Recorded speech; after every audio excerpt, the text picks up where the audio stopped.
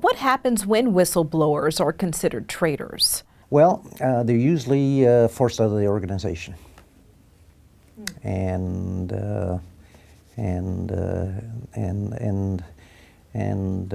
your terminology is dead on. It's when a whistleblower is viewed as the traitor.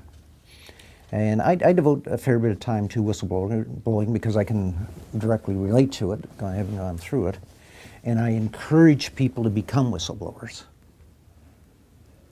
even though it involves risk, because the reward is far more important than the risk. And I challenge particularly students. I do a lot of talking to students, and I ask them I basically say to them, at some point in your career you're going to be either a bully, you're either going to be targeted and or you're going to be a bystander. And you have choices to make. And the biggest choice you're going to have to make is in your position as bystanders. Because you have the ability to save someone's career. You have the ability to save somebody's family unit. You have the ability to save an organization. You have the ability to prevent someone from committing or attempting suicide. You have the ability to prevent mass murder. And never, ever regret having to say that you could have. And by being a bystander, not being a bystander, but by becoming a resistor, a defender, and an activist. And do it in a safe way. And do it in a factual way.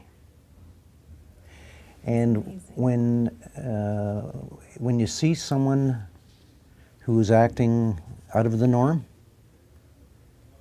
go to them and just say, I noticed you're a bit off recently.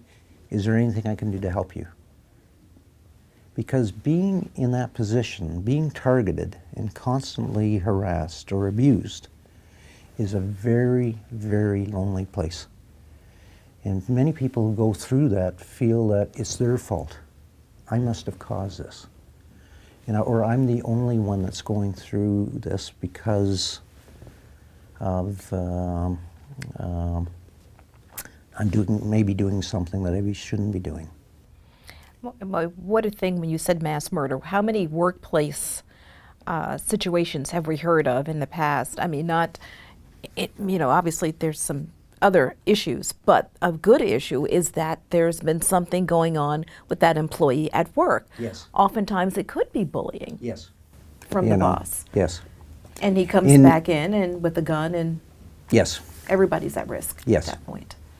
And what amazes me in when you read about all of those instances, what comes out afterwards are the red flags. And the German Air disaster, I asked the question, in that situation, who was the villain and who was the victim? Now, he obviously was the villain in the act, but could he have also been a victim? And I think it behooves organizations where this occurs that they seriously ask themselves that question, because in most cases, I think they would find that the organization and the bully is also the victim or villain.